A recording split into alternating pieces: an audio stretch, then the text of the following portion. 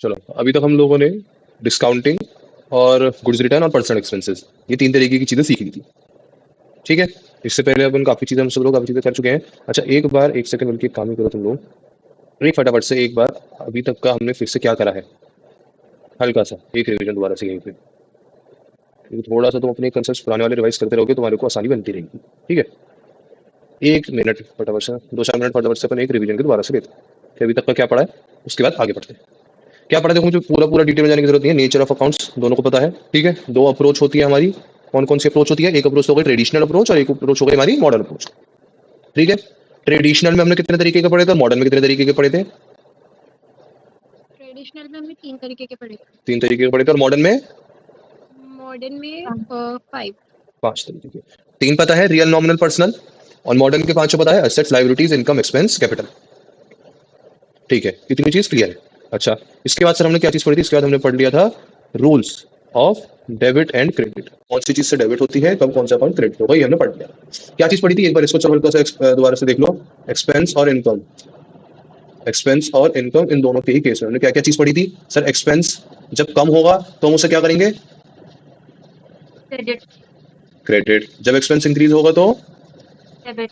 Debit. Income जब decrease होगी तो? डेबिट। डेबिट। और जब इंक्रीज होगी? क्रेडिट। क्रेडिट। बहुत बढ़िया। अच्छा, इसी तरीके से असेट्स और लाइबिलिटीज के केस में आ जाओ। असेट अगर इंक्रीज होगा तो? डेबिट। डेबिट। अगर डिक्रीज होगा? क्रेडिट। क्रेडिट। लाइबिलिटी अगर मेरी इंक्रीज होगी तो? क्रेडिट। क्रेडिट। मानवी समझ में आ रहा है? डिक्रीज होगा तो? डेबिट। डेबिट। अगर ये चीज याद ना भी हुई हो अभी तक, कोई दिक्कत की बात नहीं है। आराम से उसे देखो, पढ़ो, याद करने उसको नहीं बैठना। समझो, आराम से चीज बाद में याद होती रहेगी, कोई दिक्कत नहीं उस चीज की। अच्छा ठीक है, हमने rules of debit and credit पढ़ लिए थे। इसके बाद हम लोगों ने क्या पढ़ा था? इसके बाद कौन सा कंसेप्ट पढ़ा था हम लोगों ने थ्योरी में? क्या चीज पढ़ी थी हमने? एक चीज हमने एक पेज थोड़ा सा पर्सनल अकाउंट का करा था। अगर मैं ऊपर नेचर ऑफ अकाउंट्स में से थोड़ा सा पर्सनल अकाउंट पर हल्का सा ध्यान दूं तो पर्सनल अकाउंट में हमने क्या चीज देखी थी सर? सर पर्सनल अकाउंट में कुछ मेजर पॉइंट्स जो हम लोगों ने देखे थे, क्या आते हैं सर? इसको पहले 2 पार्ट्स में बांट लेते हैं। एक तो आ गया सर आपका रिसीवेबल, है ना, और एक आ गया सर पेएबल। सर रिसीवेबल के जरा कुछ मुझे एग्जांपल बता दो, क्या क्या थे? डेटर्स। डेटर्स आ गए। और कौन सी चीज है जो असेट्स है पर वहां पे रियल में नहीं जाता, पर्सनल में आता है? एक और अकाउंट है जो मैंने सबको स्पेशली बोला था, बैंक अकाउंट। बैंक। ठीक है, ये हो गया सर। पेएबल में सर हमारी सारी लाइबिलिटीज इसमें आई जाती है। अच्छा, एक और चीज सर, हमारी जो कैपिटल है वो पर्सनल में आती है। और कैपिटल आता तो मुझे कहने की बात ही नहीं है सर, ड्राइंग भी पर्सनल में ही आता है। ठीक है, ये चीज दोनों को पता है। चलो, इसके बाद हम लोगों ने, इसके बाद फिर अब हम लोगों ने ध्यान किस चीज पे दिया था? इसके बाद हम लोगों ने ध्यान दिया था अपना गुड्स रिटर्न और डिस्काउंटिंग वाली एंट्री पे आ गए थे हम। कैसे पहले और भी कुछ पढ़ा था? आउटस्टैंडिंग एक्सपेंसेस वगैरह। Outstanding expenses, prepaid expenses, accrued और अनअर्न्ड इनकम। ठीक है, एक बार इसी को मैं एक्सपेंस और इनकम इन 2 चीजों में बांट लेता हूँ। 2 चीजें पढ़ी थी यहाँ पे। एक्सपेंस में हमने कौन कौन सी चीजें पढ़ा था? एक तो हो गया मेरा आउटस्टैंडिंग एक्सपेंस जो मुझे अभी दे रहा सर प्रीपेड एक्सपेंस। ठीक है, इनकम में क्या क्या आ गया? इनकम में देखा था सर ने अक्रूड इनकम, और एक हो गया अनअर्न्ड इनकम। मतलब दोनों के क्लियर होंगे। ठीक है, नहीं भी होंगे तो मैंने हिंदी में उस समय लिखवा भी दिए थे दोनों को। ठीक है, अच्छा मेरे को बता, आउटस्टैंडिंग एक्सपेंस असेट है या लाइबिलिटी मेरी? Liability. Liability. Liability. Prepaid expense? Liability. Liability. Prepaid expense? Asset. Asset. अरे कुछ सोचो, तो दोनों एक दूसरे के अपोजिट है तो दोनों सेम कैसे रहेंगे कभी भी? आउटस्टैंडिंग एक्सपेंस का मतलब क्या होता है? जो but not paid. Due but not paid. और प्रीपेड मतलब एडवांस में हमने पे कर दिया, prepaid, paid but not due. है ना, तो वो मेरा असेट में आ जाएगा। ठीक है, इसी तरीके से अक्रूड इनकम क्या होगी? मतलब क्या होता है अक्रूड इनकम का? Due but not received. Accrued income का मतलब क्या होता है? Just like outstanding expense. अब वो आउटस्टैंडिंग एक्सपेंस हमें पे करना था, अक्रूड इनकम हमें कोई और हमें पे करने वाला था पर नहीं करा, तो मुझे मिलना है अभी फ्यूचर में, तो क्या होगा मेरा? एसेट। एसेट। और सर अनअर्न्ड इनकम क्या है? जो मुझे एडवांस में मिल गया है, वो क्या होगा? लाइबिलिटी। लाइबिलिटी, क्योंकि सर मुझे एडवांस में मिल गया है लेकिन अभी तक मैंने वो काम नहीं करा है। ठीक है, अच्छा इसके बाद हमने पढ़ लिया था रिटर्न्स का केस। ठीक है, इसके बाद हमने रिटर्न्स के बारे में पढ़ा था कि अगर हमने गुड्स रिटर्न करे हैं तो। अब सर गुड्स रिटर्न के केस में क्या था सर? सर अगर परचेज रिटर्न है क्या है सर? Purchase return. तो मुझे बता दो, परचेज रिटर्न डेबिट होनी चाहिए या क्रेडिट होनी चाहिए? परचेज क्या होता है? डेबिट होता है। तो परचेज रिटर्न क्या होगा? मेरा एक्सपेंस कम हो जाएगा उसकी वजह से। अगर परचेज को मैं डेबिट करता हूँ, परचेज क्या करता है? मेरा एक्सपेंस बढ़ाता है। परचेज रिटर्न मतलब मैंने जिससे सामान लिया था उसे वापस कर दिया, तो मेरा एक्सपेंस कम हो गया। अगर एक्सपेंस कम हुआ तो क्या होता है?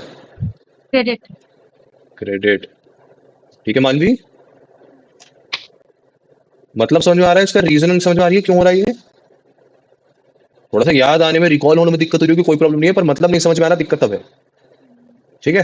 सेल्स रिटर्न, सेल्स रिटर्न क्या होना चाहिए? डेबिट या क्रेडिट? डेबिट। डेबिट होना चाहिए। क्यों? सर क्योंकि वो मेरा इनकम हो रहा है। क्योंकि मेरा इनकम कम हो रहा है ना? ठीक है। अच्छा, इसके बाद सर हमने पढ़ी थी एक चीज सर, डिस्काउंट। अब सर डिस्काउंट होते हैं सर दो तरीके के। कौन कौन से? डिस्काउंट रिसीव्ड और अच्छा नहीं नहीं, ट्रेड पहले और डिस्काउंट के दो टाइम, पहले दो टाइप बताओ। ट्रेड और सेल्स। फ्री डिस्काउंट और कैश डिस्काउंट। ठीक है। ये दो तरीके के होते हैं डिस्काउंट्स। अब सर ट्रेड डिस्काउंट तो वो है जो जनरली सभी को मिल रहा है, जिसके लिए किसी को अलग से कोई मेहनत नहीं करनी। ठीक है। लेकिन सर कैश डिस्काउंट वो है जिसको पाने के लिए मेहनत करनी पड़ेगी। सर ट्रेड डिस्काउंट वो है जो सबको मिल रहा है। कैश डिस्काउंट क्या है? कैश डिस्काउंट प्यार की तरह है, हर किसी को नहीं मिल रहा। ठीक है। अच्छा, ट्रेड डिस्काउंट मेरे को बताओ, अगर मुझे मिला है तो क्या मैं ट्रेड डिस्काउंट को कुछ अलग से बुक करूंगा? No sir. नहीं करेंगे, इसको हम बुक नहीं करते।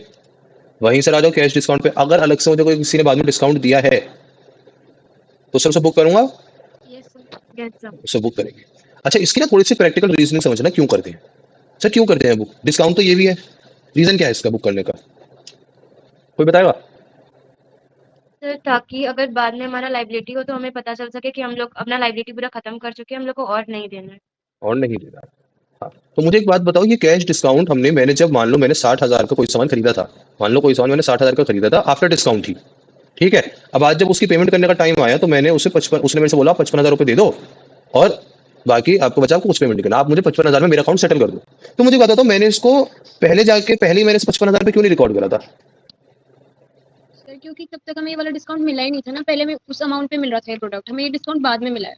हाँ, ये डिस्काउंट हमारे को तब मिल ही नहीं रहा था। इसलिए कोई आपसे पूछे कि सर कैश डिस्काउंट क्यों हम रिकॉर्ड करते हैं और ट्रेड डिस्काउंट क्यों नहीं रिकॉर्ड करते, क्योंकि सर इसका एक रीजन है, और वो रीजन क्या है? सर रीजन ये है कि मेरे को जनरली डिस्काउंट कभी रिकॉर्ड करना ही नहीं था। मुझे कभी डिस्काउंट रिकॉर्ड करना ही नहीं था। सर मैंने जिस प्राइस पे परचेज करा, कोई सामान कितने भी रुपए का था, मेरे को जितने का पड़ा मैं तो अपनी बुक्स में उतना ही अमाउंट डालूंगा। सर 60,000 का कोई सामान था और मुझे किसी ने 50,000 में दे दिया। ठीक है सर, तो मैं अपनी परचेज 50,000 से तो बुक करूंगा आइडियली। ऐसे सर कोई मेरा 60,000 का सामान था और मैंने सर उसे 50,000 में सेल कर दिया, तो सर मैं अपनी बुक्स में आइडियली सेल और परचेज इतनी ही रिकॉर्ड करूंगा। पर मेरे को कैश डिस्काउंट क्यों अलग से अकाउंट फॉर करने की जरूरत पड़ी, उसका क्या रीजन है? सर उसका रीजन ये है कि जब मैंने परचेज करा था ना, मान लो मैंने परचेज करा था किसी पर्सन से जिसका नाम था मिस्टर ए, तो सर उस समय मैंने एंट्री क्या बनाई होगी? क्या एंट्री बनाई होगी उस समय परचेज करते समय? जब मैंने ये सामान परचेज करा था मिस्टर ए से, तो मैंने क्या एंट्री पास करी होगी? बताओ, परचेज की एंट्री तो आती है।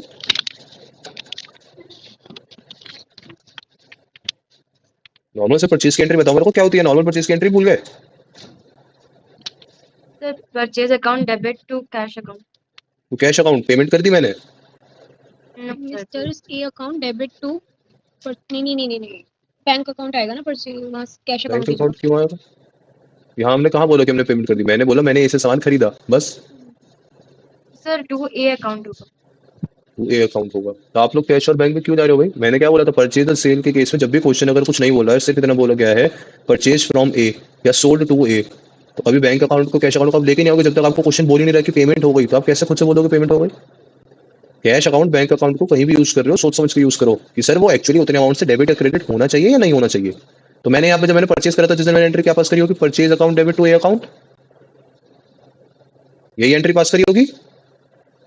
उस समय सर मैंने करा क्या था ना सर, उस समय मैंने एंट्री 50,000 रुपए से पास कर दी थी। कितने से सर? 50,000 रुपए से। लेकिन सर अब उस समय तो उसने मेरे को 50,000 का ही माल दिया था, बाद में उसने मेरे को बताया कि अब तुझे 50,000 की जगह 40,000 रुपए देने हैं बस। तो सर अब एक बार अगर मैं ए को 50,000 रुपए से अपना क्रेडिटर मान चुका हूं, क्रेडिटर ही तो माना होगा ना, ए मेरा क्रेडिटर है डेटर है? क्रेडिटर। क्रेडिटर। तो सर एक बार जब मैं उसे अपना क्रेडिटर मान चुका हूं, और कितने रुपए से? 50,000 रुपए से। और अब आप कह रहे हो, अब उसने बोला कि तू मेरे को 50,000 नहीं सिर्फ 40,000 दे दियो। तो सर मुझे उसका अकाउंट वो 10,000 रुपए से कम करने के लिए कोई एक अकाउंट तो लगेगा ना, क्योंकि सर हम कभी भी पुरानी एंट्री जाके अमाउंट ऑल्टर नहीं कर सकते। अगर कभी किसी के दिमाग में आए कि क्यों सर हम एक काम करते हैं, वापस चले जाते हैं परचेज की एंट्री, यहाँ पे कट मारते हैं सर, जैसे नॉर्मल नोटबुक में लिखते हैं कट मारते हैं, अमाउंट या फिर सॉफ्टवेयर में भी डाली होगी तो सर जाके चेंज कर देते हैं, उसे 40,000 रुपए कर देते हैं, तो उसका बैलेंस सिर्फ 40,000 रुपए बचेगा। नहीं, हम कभी भी पुरानी एंट्री जाके चेंज नहीं करते, जो एंट्री डल गई। अब सर उसके बाद अगर मुझे उसे ठीक करना है तो सर मैं उसके लिए नई एंट्री ही पास करूंगा। तो अगर मुझे किसी का अकाउंट 50,000 से कम करके 40,000 करना था, सर डिस्काउंट दिया था उसने, इस वजह से मैंने डिस्काउंट की एंट्री पास करी है, और कोई रीजन नहीं है, वरना मैं पहले भी नहीं करता। हाँ जी, ठीक है। तो ये हमने देखा कि इस क्यों हम अपने क्रेडिटर अपना ये बाद में हम डिस्काउंट बुक कर रहे थे। क्यों करे थे डिस्काउंट बाद में बुक? क्योंकि सर एक बार पहले ही हम उसको क्रेडिटर 50,000 रुपए से बना चुके हैं, और अब उसने बाद में बोला कि तेरे को पेमेंट कम करनी है। तो सर अगर बाद में बोला तो हम डिस्काउंट की एंट्री पास कर रहे हैं। अगर उसने मान लो मेरे को पहले दिन बोला होता, मान लो पहले दिन को उसने मेरे से सुबह को बोला कि भाई 60,000 रुपए का सामान है, तू मेरे से 50,000 में ले जाइयो, अभी तक मैंने परचेज नहीं करा, बाद में उसने दाम खुद ही 50,000 से 40,000 में मेरे को बेच दिया। सर अगर उसने 40,000 में बेचा होता उस समय, तो मैं उस समय भी 40,000 रुपए ही रिकॉर्ड कर रहा होता। मेरा डिस्काउंट रिकॉर्ड करने का रीजन समझना, सर पहले क्यों नहीं करा था और आज क्यों करा है। नाम अलग अलग नहीं है, छोड़ो, क्वेश्चन आपको कभी लिख के नहीं देगा कि ये कैश डिस्काउंट है, नहीं देगा। रेयर 14 रेयर क्वेश्चन होगा, वो आपको लिख के बोलेगा सामने से कि सर कैश डिस्काउंट है। नहीं है सर, कैश डिस्काउंट कुछ नहीं है, ठीक है, ये बात समझो। अगर कैश डिस्काउंट नहीं है, सर क्यों ये चीज हुई है, इसके पीछे का रीजन क्या है, सर वो समझने की कोशिश करो। ठीक है, क्लियर है ये चीज? इस चीज में तो कोई डाउट नहीं है किसी को? ठीक है, तो सर ये हमने रीजनिंग समझ ली इसकी कि सर ये सब क्यों हुआ, और क्यों हम क्रेडिटर, क्यों हम अपना ट्रेड डिस्काउंट नहीं ले रहे थे और कैश डिस्काउंट अकाउंट फॉर कर रहे थे। ठीक है, अब सर इसके बाद क्या चीज आई? इसके बाद अब एक काम करो, जो आप लोगों ने क्वेश्चंस करे थे, अब आपको फटाफट से वो दिखा दो। अब सर ये थे, हमने इतने सारे क्वेश्चन कर लिए थे, ये 2-3 क्वेश्चन कुछ होमवर्क में भी दिए थे। अभी इसी के मुझे डिस्काउंटिंग के ही कुछ 1-2 क्वेश्चन और कराने हैं, या तो मैं एक काम करूंगा, वो 1-2 थोड़ा सा आपको होमवर्क में दूंगा और, ठीक है, क्योंकि 2 या 3 क्वेश्चंस और है जो मेरे पास, जो मुझे आप लोगों को करवाने हैं थोड़ा सा, ताकि आपका हाथ और अच्छे से सेट बैठ जाए इस डिस्काउंट वाली एंट्रीज पे। अच्छा, बट एक बार जरा मैं पहले डिस्कस कर लूँ आप लोगों के जो भी ये सॉल्यूशंस थे। ठीक है, एक बार पहले ये हरी एंड कंपनी वाला ही क्वेश्चन खोल लो, विनोद वाला छोटा सा क्वेश्चन है, पहले एक मिनट इसको देख लेते हैं। सर इस क्वेश्चन में क्या है? सर इस क्वेश्चन में मेरे को सब लोग एक बात बताओ, ये तो किसा है, तो भी कहना है तो, हाँ, ठीक। अच्छा देखो, पहली एंट्री तो आप दोनों को ही क्लियर है, आप दोनों ने बिल्कुल सही करी है, पहली एंट्री बिल्कुल सही करी है कि सर क्या होगी, मैंने अगर गुड्स खरीदे विनोद से 40,000 के एट 10% ट्रेड डिस्काउंट, तो सर इसका मतलब मैंने गुड्स कितने के खरीदे? 36,000 रुपए के। ठीक है, ये एंट्री दोनों ने ही बिल्कुल सही पास करी है, परचेज टू विनोद 36,000, बिल्कुल ठीक। फिर सेकंड एंट्री पे आओ, सेकंड एंट्री क्या है? Return goods to Vinod of list price 1,000।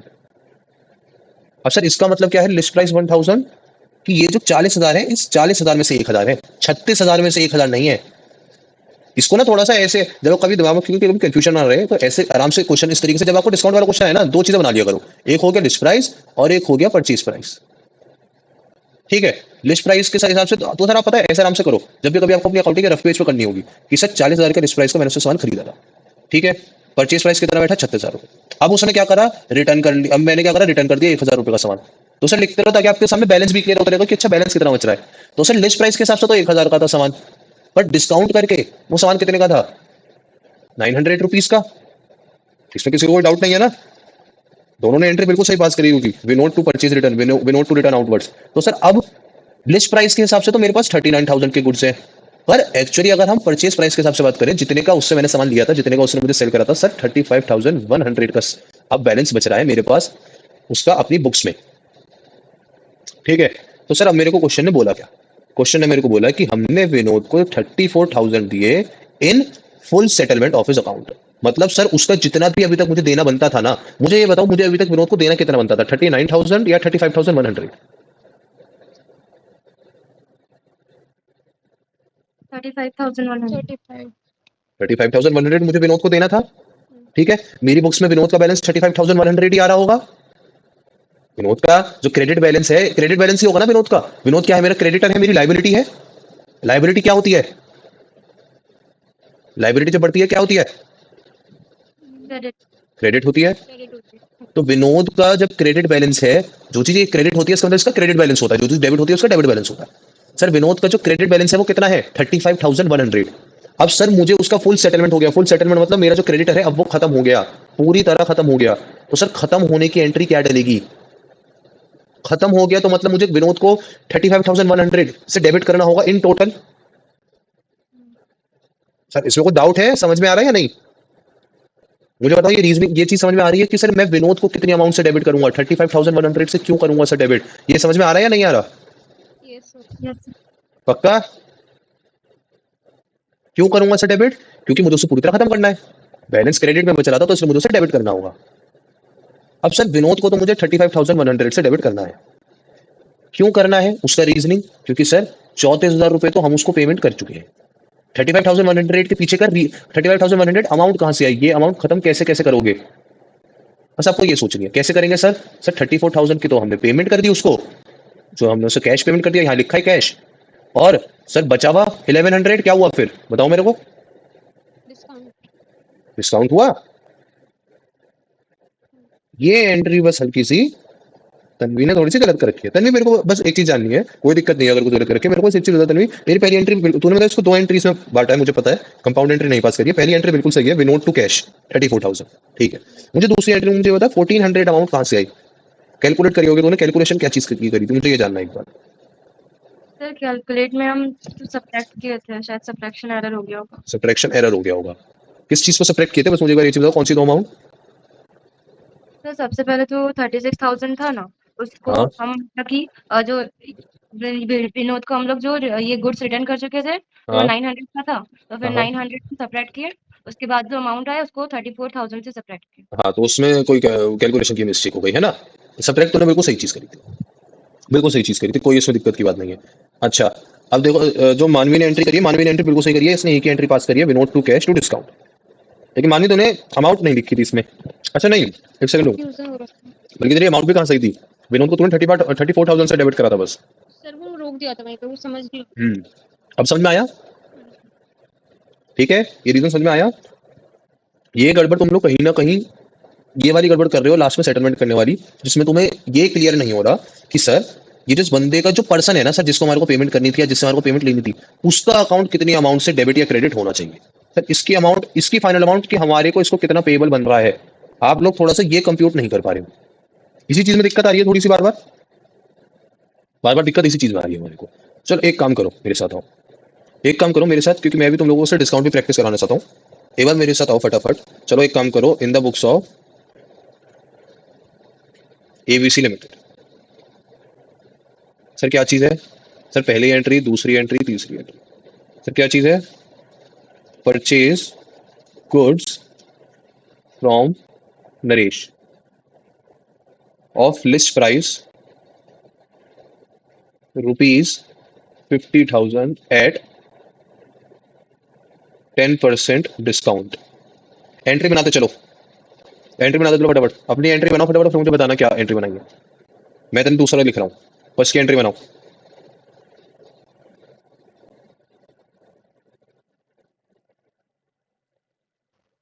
Amount क्या लिखेंगे फर्स्ट वाले में? सोचो। अच्छा वो लिख नहीं रहा क्या लिखा है। 50,000 एट 50। 10% रेट डिस्काउंट, हाँ।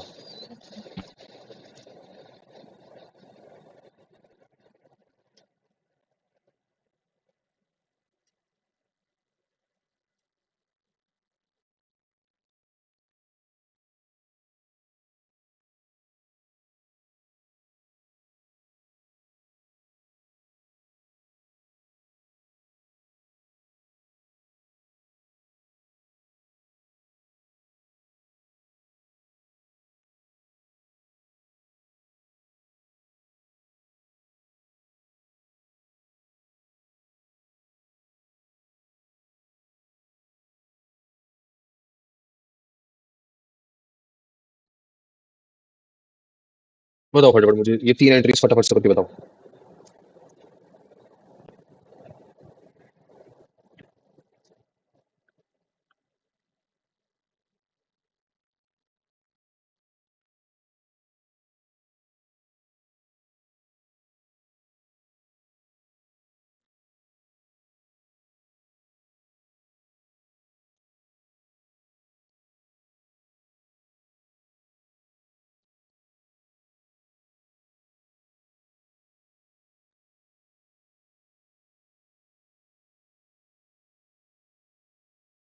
तो जिस तरीके से मैंने आपको बताया है ना, इस तरीके से एक बार मेरे कहने से करके देखना। अपने रफ एरिया में लिस्ट प्राइस और परचेज प्राइस जितने का आपको पड़ा है, जो कि 10% डिस्काउंट पे होगा, ठीक है, जो कि डिस्काउंट के बाद होगा, discount at the rate 10%। Sir इस तरीके से एक टेबल बना के अपने लिए अलग अलग लिख के देखना, यहाँ से लिस्ट प्राइस आना, यहाँ उसका purchase price, minus minus proper यहाँ पे करना। आपको जो फाइनल जो बैलेंस नरिश का बचना चाहिए वो सही निकल के आ जाएगा।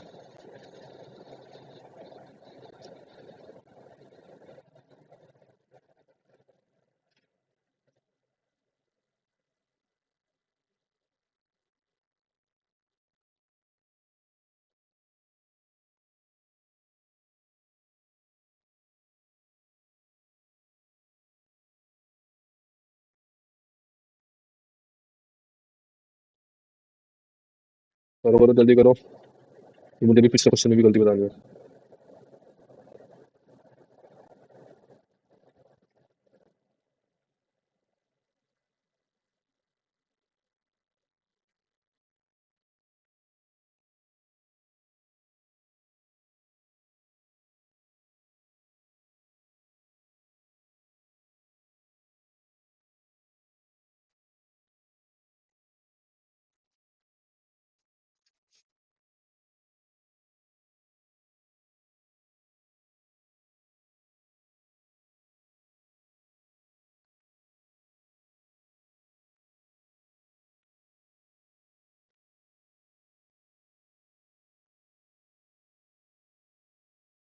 क्या हो भाई, हुई है अभी तक तीनों एंट्री? तीन ही एंट्री है तो छोटी सी।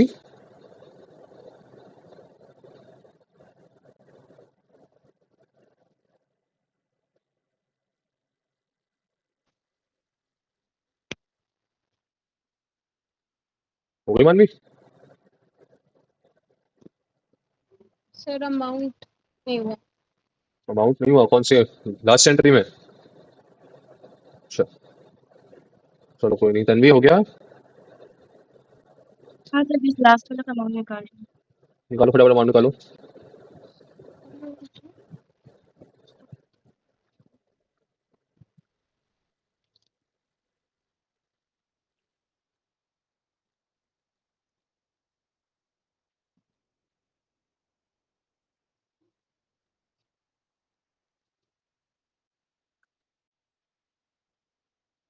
सर हो गया।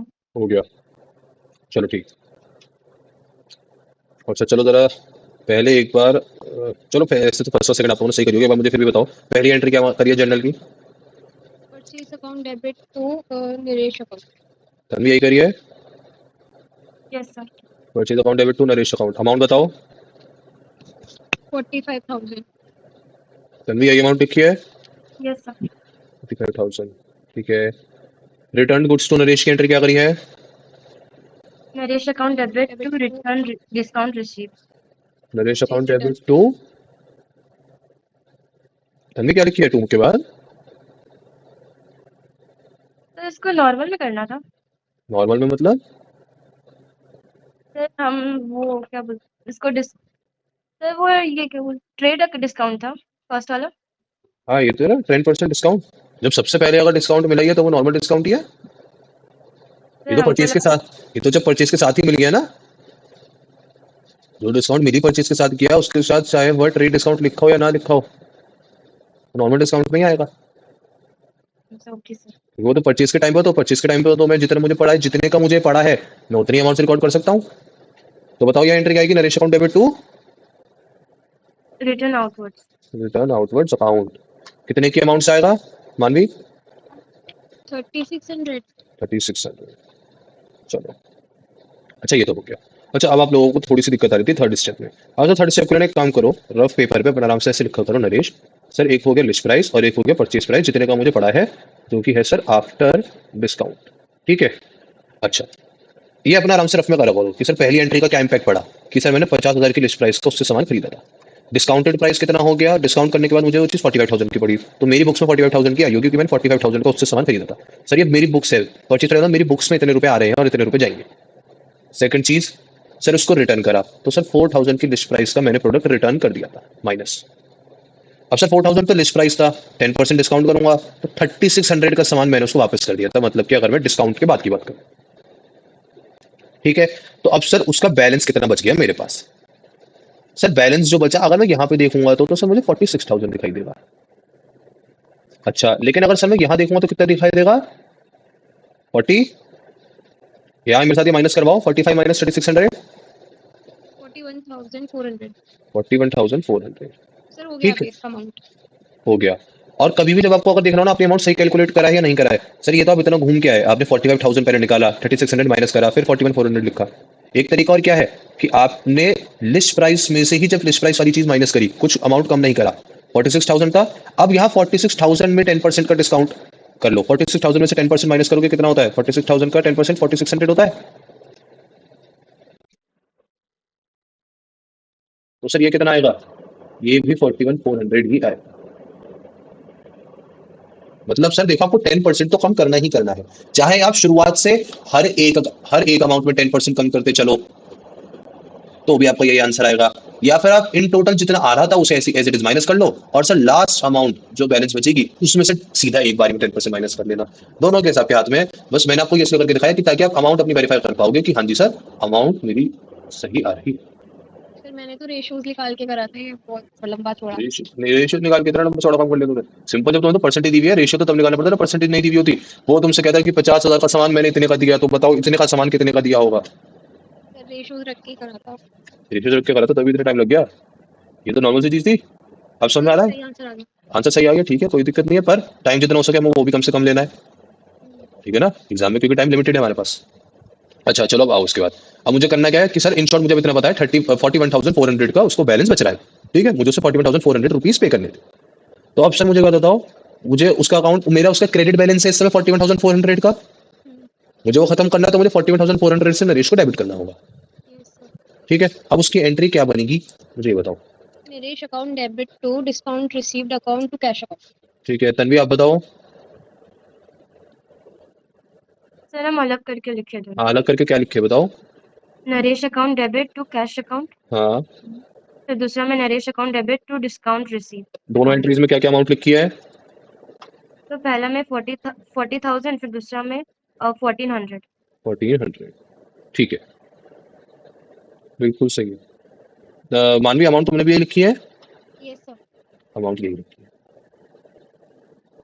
अरे ये अमाउंट लिखने में ना कभी अगर नरेश का अकाउंट भी समझ में नहीं आता ना सर कितने अमाउंट होना चाहिए क्या होना चाहिए। सर आपको कैश पता है कि कैश कितने का दिया है, मैंने उसे 40,000 रुपये दिए हैं, और आपको पता है मेरे को उसका बैलेंस कितना बनता था 41,400, सर 41,400 बनता था, 40,000 मैंने दिए हैं तो सर 1,400 रुपये का डिस्काउंट होगा, 40,000 मैंने दिया तो कैश में 40,000 ही आएंगे।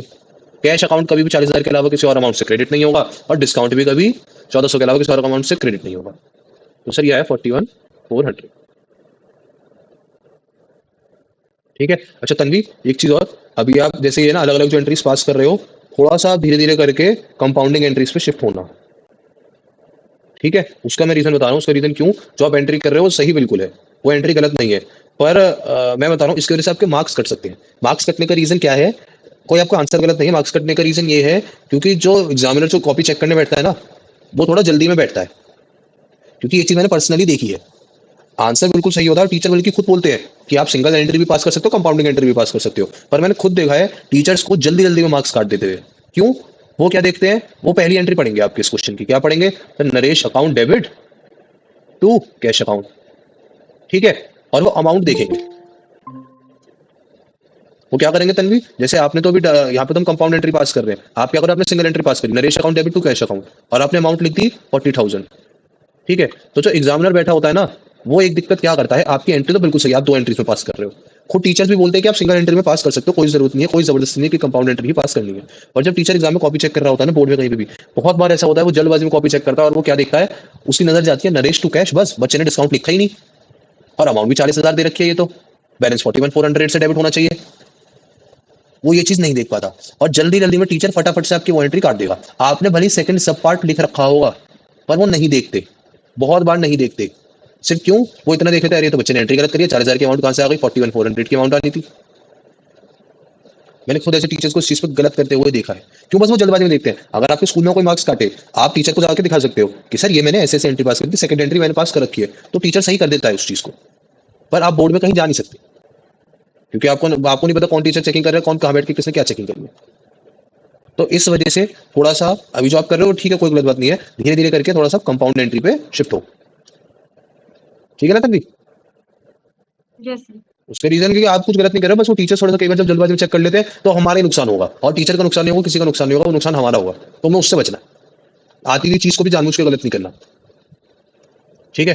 अच्छा चलो अब आ जाओ ये वाला क्वेश्चन। तो ये तो तुम लोगों ने, मैंने बता दिया इस चीज को, 34,000 था और इसकी अमाउंट दोनों को पता चल गई, 1100 का डिस्काउंट और 34,000 का कैश पेमेंट, ठीक है? अच्छा एक आ जाओ जरा पहले सब ये गुरमान वाले क्वेश्चन पे आओ, यही मेन था और यही मैं कल करा रहा था और इसी क्वेश्चन में तुम लोगों ने गड़बड़ करी है, इसी क्वेश्चन में गड़बड़ करी है और जो पॉइंट मैंने समझाया है उस पॉइंट में ही गड़बड़ करी है ये।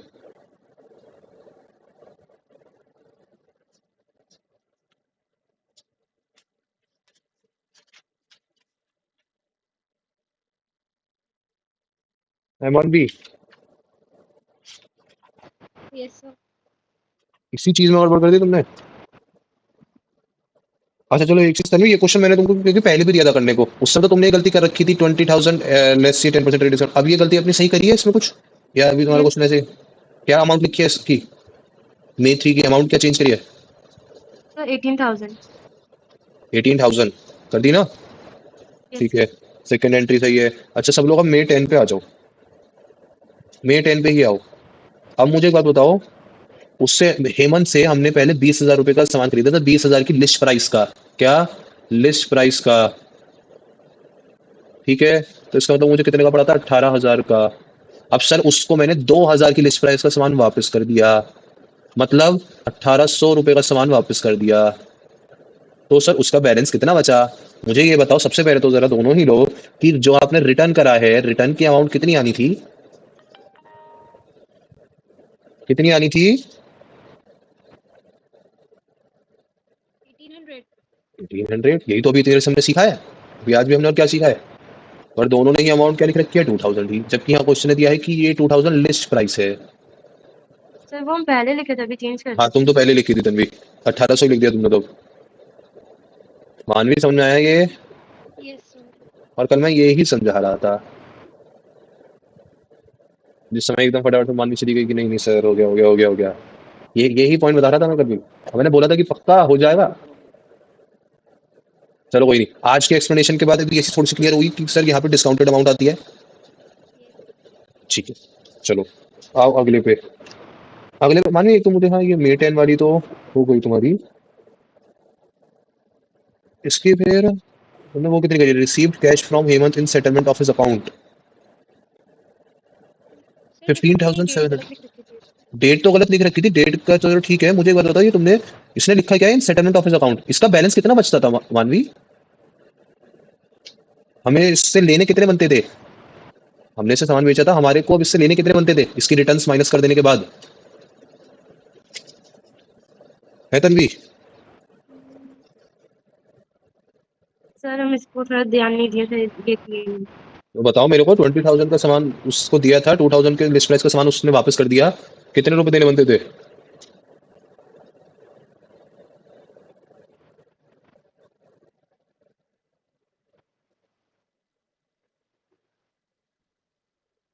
1800। 18,200। 18,200। ये अमाउंट कैसी आई? 18,000 का तो उसको हमने सामान दिया ही था। सॉरी सॉरी सॉरी सॉरी, 20 में से मैंने इसलिए बोला है, मेरी बात मान लो, ये टेबल बना लेना अपने पास, कंफ्यूज नहीं होगे, सामने के सामने अमाउंट लिखी रहेगी कि सर कौन सा लिस्ट प्राइस है और कौन सा परचेज प्राइस है। परचेज प्राइस नहीं, मतलब इसको हमने सेल करा है तो सेल्स प्राइस।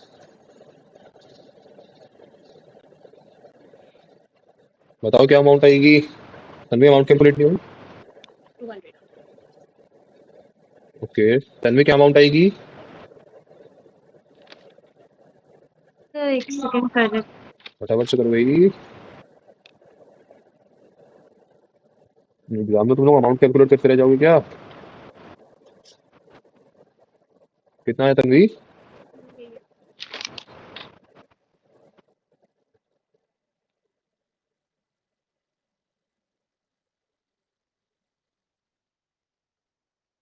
ये करो भाई नॉर्मल माइनस ही करना है। 18,000 का सामान बेचा था 1800 का उसने वापस कर दिया।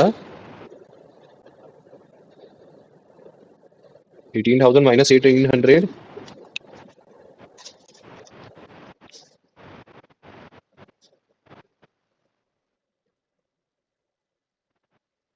तन्वी 18,000 माइनस 1800 कितना आया।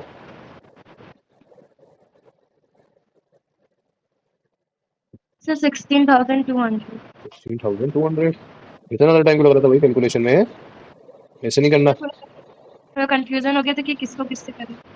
यही यही इसी कंफ्यूजन के लिए मैं कह रहा हूँ ये टेबल बना लेना तुम लोग। सर लिस्ट प्राइस में से ही लिस्ट प्राइस माइनस करना और डिस्काउंटेड प्राइस में से ही डिस्काउंटेड प्राइस माइनस करना। ऐसा नहीं हो तुम लिस्ट प्राइस में से कभी डिस्काउंटेड माइनस कर रहे हो या डिस्काउंटेड में से लिस्ट प्राइस माइनस कर रहे हो। ये करोगे तो तुम्हारा क्वेश्चन गलत ही होगा। इसलिए जब तुम्हें कभी डिस्काउंट का क्वेश्चन दिखे फटाफट से एक छोटा सा बॉक्स एलपी और एसपी या एलपी या पीपी लिख के फटाफट से अमाउंट उसमें भर दो। पूरा क्वेश्चन तुम्हारे लाइन चलेगा। ये तो सोचो तुम्हारे को सिर्फ एक बार सेल्स और एक बार सेल रिटर्न मिल रही है। क्या पता बीच बीच में क्वेश्चन 2-3 बार घूम जाता। एक ही पर्सन को एक बार और सेल करा फिर उसने एक बार और रिटर्न करा। क्वेश्चन कुछ भी हो सकता है। क्वेश्चन नहीं है इसकी इतना ही सीधा आएगा सब। तो अपने काम को जितना सके उतना आसान बनाने की कोशिश करो। चलो अब ये आओ 16,200 का हमारे को उस पे बैलेंस बच रहा था। हमारे को उससे 3 रुपए लेने थे। तो अब मेरे को याद आता ये क्या कह रहे हैं रिसीव्ड कैश फ्रॉम हेमंत कितना 15,700 इन फुल सेटलमेंट। क्या एंट्री बनेगी सर इसकी May 20 की। हेमंत मेरा डेटर है क्रेडिटर है। क्रेडिटर। हेमंत मेरा क्रेडिटर है। डेटर है। ये क्रेडिटर और डेटर में क्या डिफरेंस होता है। क्या होते हैं दोनों। सर डेटर वो होता है जिससे हमें पैसे मिलने होते हैं, वो हाँ रिसीवेबल होता है। हाँ और जो क्रेडिटर होता है वो पेबल होता है, हमें उससे वो पैसे पेबल लेने होता होते है। ठीक है तन्वी। सर उल्टा कर दिया हम। कोई नहीं जल्दबाजी में मत कर तू। चलो मुझे बताओ सब एंट्री बताओ। अगर ये मेरा डेटर है तो मुझे बताओ डेटर है इसका डेबिट बैलेंस था। अब मुझे इसको क्रेडिट करना है। इसका डेबिट बैलेंस था 16,200 से। 16,200 का डेबिट बैलेंस था तो मुझे इसे क्रेडिट करना है हेमंत को। हैं। ये कि, कितना इसका पूरा का पूरा बैलेंस मुझे इसका क्रेडिट करना पड़ेगा टू हेमंत अकाउंट 16,200। अब सर हमने इसको पे कितना करा। सॉरी इसने हमें पे कितना करा। कैश रिसीव कितना हुआ इससे। 15,700। तुम्हारे को तो कुछ बताओ कैलकुलेशन करनी भी नहीं। क्वेश्चन तुम्हारा खुद दे दिया 15,700 को सब आराम से दे रहा है। 15,700 उसने दिया 16,200 उसका देना बनता था। तो सर बीच में क्या हुआ डिस्काउंट ही तो हमने उसे दे दिया जो हमारा खर्चा हो गया। Discount allowed account debit. अच्छा इसके कोई अमाउंट क्या अलग से क्या निकालनी है। यहाँ देख लो एंट्री में कितना बैलेंस बच रहा है। 16,200 का देना था 15,700 उसने हमारे को कैश दे दिया। डिस्काउंट कितने का रह गया। डिस्काउंट कितने का दिया हमने उसको 500। 500। बस यही एंट्री है। इस तरीके की एंट्री में दो तरीके से चलो। या तो पहले सिर्फ डेबिट साइड पूरी करो या पहले सिर्फ क्रेडिट साइड पूरी करो। क्रेडिट साइड अगर आपके दिमाग में आपको पता है कि नहीं बंदा 16,200 का इसका डेबिट बैलेंस था तो मुझे उसको 16,200 से क्रेडिट करना है तो आप पहले ही उसको क्रेडिट कर दो उतनी अमाउंट से। या फिर अगर आप उल्टा चलो कि सर कैश मिला 15,700 का तो पहले आप कैश अकाउंट लिख दो। सर फिर उसके बाद हमने उसे डिस्काउंट दिया 500 रुपए। डिस्काउंट अलाउड क्या होता है डेबिट होता है ना। डिस्काउंट अलाउड यस क्यों क्योंकि उससे मेरी इनकम कम होती है। तो डिस्काउंट अलाउड डेबिट होता है। तो सर हमने उसे डिस्काउंट दिया 500 का 500 का आपने डिस्काउंट लिख दिया। बस तो हेमंत का अकाउंट का टोटल कितना आ गया 15,700 प्लस 500 16,200। यही आएगा। यस। इतना ज्यादा इस तरीके को कंफ्यूज मत हुआ। और इतना ज्यादा इस तरीके कैलकुलेशन टाइम में तो इससे तो बहुत बड़ी बड़ी कैलकुलेशन आ रही है। तो बहुत छोटी छोटी सी कैलकुलेशन है अभी।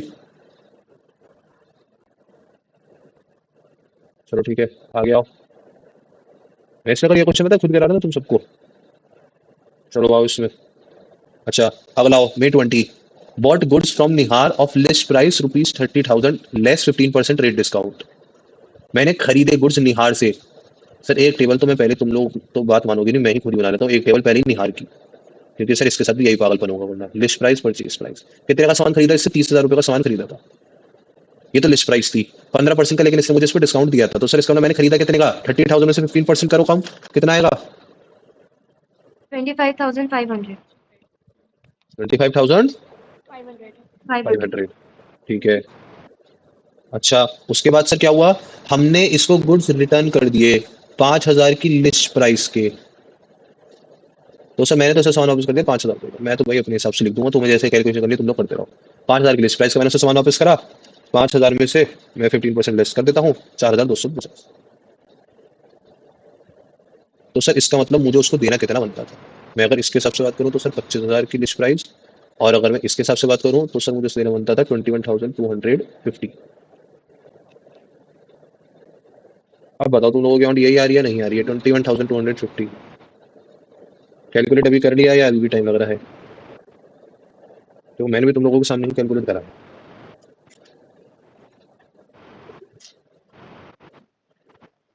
हो गया भाई कैलकुलेट, तन्वी क्या भी कर रहे हो,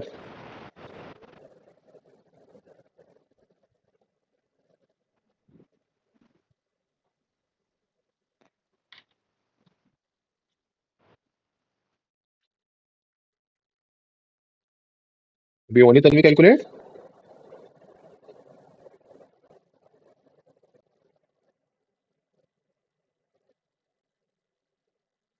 इतना टाइम क्यों ले रहे हो भाई माइनस करने में, या तो तुम सही चीज को सही जगह पे नहीं रख पा रहे, या तो तुम्हारे को देखो ये समझ में नहीं आ रहा कि सर कौन सी अमाउंट में से कौन सी अमाउंट माइनस होनी चाहिए। या तो तुम इसलिए टाइम ले रहे हो, वरना मेरे अकॉर्डिंग माइनस में तो इतना टाइम नहीं ले रहे होंगे।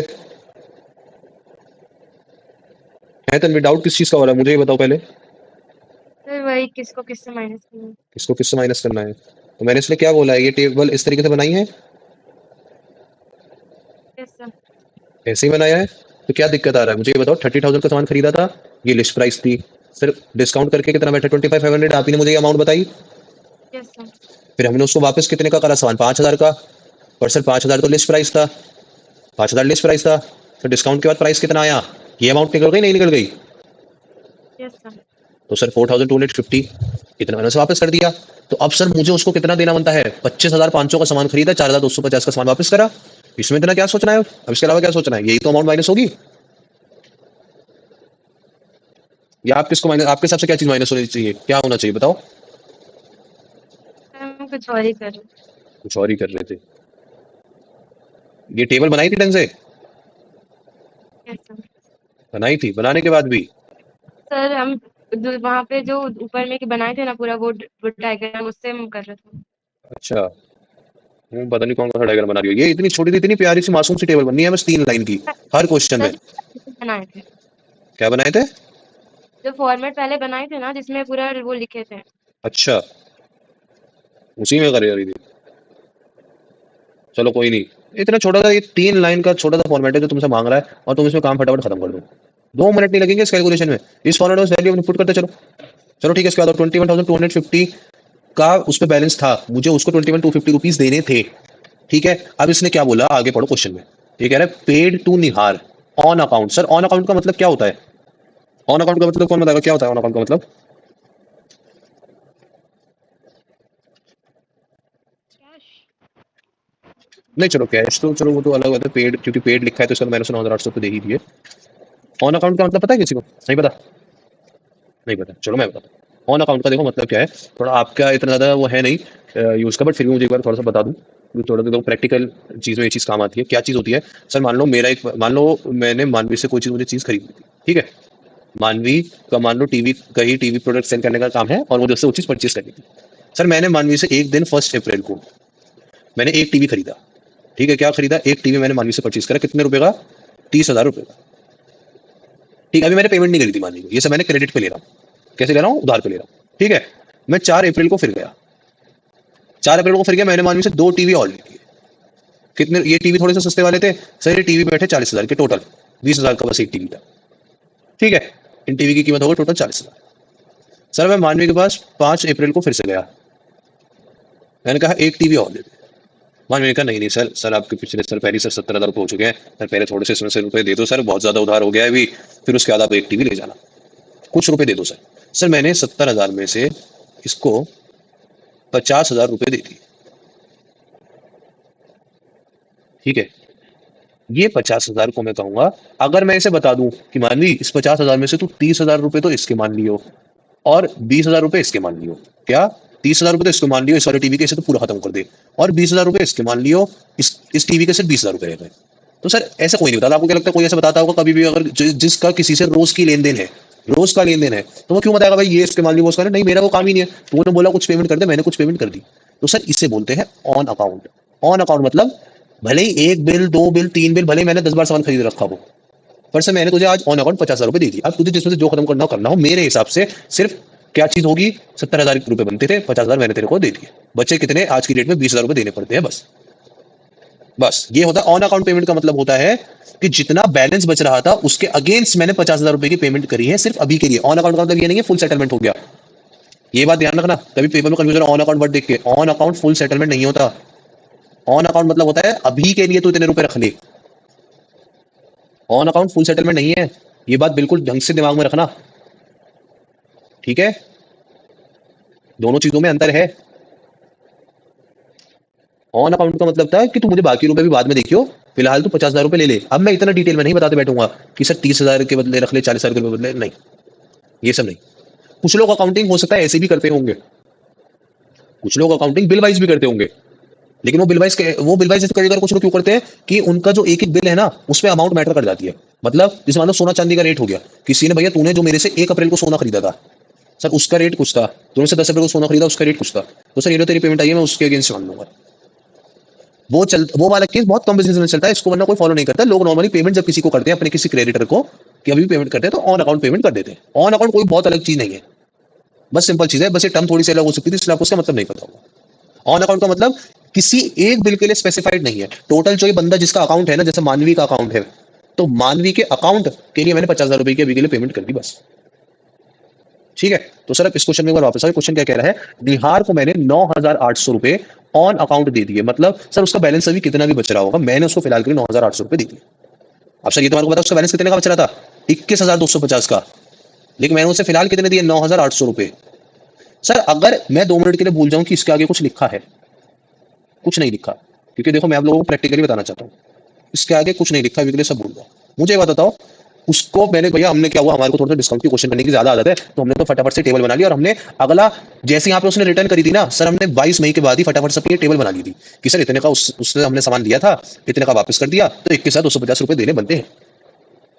ठीक है, अब अगर मेरे से अगली लाइन में क्वेश्चन कहता है paid to Nihar on account 9,800 रुपए, तो मुझे एक बात बताओ, इसकी ये क्वेश्चन अब इसमें कहना क्या चाहता है, इसकी एंट्री क्या होनी चाहिए?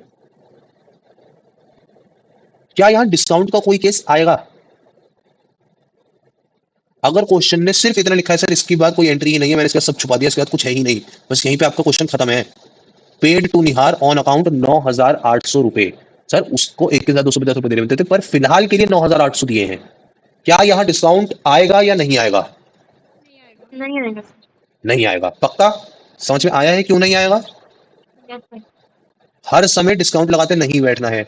बहुत बहुत बहुत बच्चे ये गलती करते हैं, जब उन्हें बहुत ज्यादा आदत हो जाती है ना इस तरीके के क्वेश्चन सॉल्व करने की, पहले कैलकुलेट करके रख लेंगे कि ये तो सर आपको इन दोनों के बैलेंस में बहुत ज्यादा डिफरेंस दिख रहा है। कल को मैं बता रहा हूँ बच ही रहे होते सिर्फ 10,000 रुपए, मान लो रिटर्न मैंने इतना सामान कर दिया होता कि सिर्फ 10,000 रुपए ही बच रहे होते, और आपको क्वेश्चन में लिखा दिख रहा है कि 9,800 ऑन अकाउंट पेमेंट कर दिया, या क्वेश्चन सिंपल लिखा है पेड टू निहार, मैं तो कह रहा हूं इसके आगे का वर्ड भी नहीं लिखा होता, अगर ऑन अकाउंट भी नहीं लिखा होता, सिर्फ लिखा है पेड टू निहार और ₹9,800, और कुछ नहीं लिखा है पूरे क्वेश्चन में, और उसका बैलेंस 10,000 रुपए बचता था, क्या तब डिस्काउंट का केस आएगा? तन्वी आएगा या नहीं आएगा? नहीं आएगा सर। नहीं आएगा सर, जब तक क्वेश्चन में मेंशन नहीं है डिस्काउंट या फिर वर्ड इन फुल सेटलमेंट, जब तक क्वेश्चन ये नहीं बता रहा कि सर यहां पूरा सेटलमेंट हो गया है, इस यहां तक का रेट तय हो गया है, तब तक डिस्काउंट नहीं आएगा। ठीक है, चाहे अमाउंट बिल्कुल पास की क्यों ना हो, 9,800 ये है और 10,000 का बैलेंस बच रहा था, कोई नहीं, नहीं होगा मतलब नहीं होगा। ठीक है, अब सर लेकिन अभी ये जो क्वेश्चन हमसे क्या कह रहा है इस पे आ जाओ एक मिनट। ये क्वेश्चन क्या कह रहा है, मैं हटा देता हूँ इसको। इसने बोला कि मैंने निहार को पेमेंट कितने की कर दी, ऑन अकाउंट 9,800 की पेमेंट कर दी, and received cash discount off 200 रुपए। तो एक बात बताओ, मुझे जो उसके 21,000 रुपए देने बनते थे, 21,000 रुपए क्रेडिट बैलेंस होगा मेरी बुक्स में इस समय निहार का? एक क्रेडिट बैलेंस होगा या डेबिट बैलेंस होगा? निहार है, निहार से मैंने परचेज कर रखी है सर, परचेज। क्रेडिट, वो मेरा क्रेडिटर होगा, मेरा डेबिट होगा, डेटर होगा? क्रेडिटर होगा। क्रेडिटर। तो क्रेडिट बैलेंस होगा सर। निहार का 10,000 रुपए का, निहार का 21,250 रुपए का क्रेडिट बैलेंस था मेरे पास, ठीक है? और मैंने उसको 9,800 रुपए पे करे और उसने मेरे को 200 रुपए का कैश डिस्काउंट भी दे दिया। तो मैंने उसको इस, अब आज की डेट में 21,250 रुपए में से कितना मैं सेटलमेंट मान लूं? 9,800 रुपए, 9,600 रुपए, या सर 10,000 रुपए? 10,000 रुपए। फटाफट से तन्वी।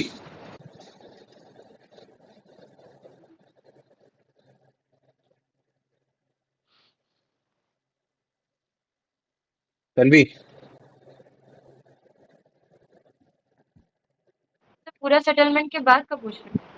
पूरा सेटलमेंट तो हुआ ही नहीं है। इसके जितने रुपए बनते थे, इन्होंने मेरे से बोला है कि सर अभी पूरा सेटलमेंट की कुछ बात ही नहीं कर रहे, हमने 9,800 रुपए उसको पे कर दिए और उसने मेरे को 200 रुपए का कैश डिस्काउंट भी दिया। तो ऑलमोस्ट मैंने अभी तक कितने का बैलेंस पूरी तरह खत्म कर दिया उस बंदे का? कितने रुपए का बैलेंस? 10,000। 10,000। किसी को डाउट तो नहीं है सर 9,800 क्यों नहीं आया? 9,800 क्यों नहीं आया सर? हमने उससे पेमेंट तो 9,800 करी और आपने बोला अभी फुल सेटलमेंट भी नहीं हुआ। सर क्यों? हाँ, डिस्काउंट भी मिल गया। डिस्काउंट मिल गया का मतलब ही क्या है? उसने मेरे से बोला भाई तू मुझे 9,800 रुपए आज दे दे 21,250 में से, और मैं तेरे को 200 रुपए अपना बैलेंस में से कम भी कर दूंगा, तू मेरे को 200 रुपए बाद में और चाहे कम भी दे दियो। तो इन शॉर्ट आज अगर मेरी और उसकी सेटलमेंट हो गई तो आज उससे टोटल 10,000 रुपए की सेटलमेंट हो गई मेरी उससे। 10,000 रुपए दिए नहीं होंगे पर 9,800 तो मैंने उसको पेमेंट कर दी और मैंने उससे एक वादा भी ले लिया कि बाद में तू मेरे से 200 रुपए कम भी लेगा, ठीक है? उससे मैंने एक वादा भी ले लिया, ठीक है? तो आप समझ में आया इस क्वेश्चन में? इसलिए हमारी एंट्री क्या बनेगी? 9,800 और 200 रुपए में हमें उससे डिस्काउंट मिला है, अब एंट्री क्या बनेगी इसके लिए मुझे ये बताओ? Nihar account debit to cash account to discount received account. Nihar account debit to cash account to discount received account, है ना? अमाउंट बताओ फटाफट। सर निहार अकाउंट के सामने आएगा 10,000, कैश अकाउंट के सामने आएगा 9,800 और डिस्काउंट के सामने 200। 200। तन्वी कोई डाउट? क्लियर है तन्वी? है यस सर। ठीक है। अब बस हमारी ये लास्ट एंट्री जो तुम लोगों ने सही करी है, सैलरी टू जितिन, तो क्या होगी? Salary to sales, oh sorry क्या लिख रहा हूं मैं, salary to cash, salary to cash back, ठीक है? ये एंट्री बिल्कुल सही करी, कोई दिक्कत नहीं। आप लोगों ने बताया एंट्री मेरे लिए थोड़ा शॉकिंग ये है कि जनरली सब लोग गलती इस तरीके की एंट्री में कर देते हैं, खर्चे वाली एंट्री में, कि paid salary to Jiten, paid rent to Yash, कुछ भी नाम हो, लोग उसमें केवल बंदे का नाम लिख देते हैं। बहुत बार बच्चे शुरुआत के 1-2 महीने तो यही चीज करते रहते हैं, salary account debit to Jiten account, उसको क्रेडिटर खड़ा कर देते हैं। लेकिन इस चीज में आप लोगों का हाथ बहुत बढ़िया तरीके से सेट हो गया है। 10 दिन में आप लोग डिस्काउंटिंग की एंट्री तक आ गए हो, बहुत बढ़िया चीज है। अच्छा, अब इसके बाद देखो कुछ 1-2 और बड़े क्वेश्चन बचते हैं। मैं बड़े बड़े क्वेश्चन मैं पता है, वरना ऐसे में छोटे क्वेश्चन और निकाल के दे देता।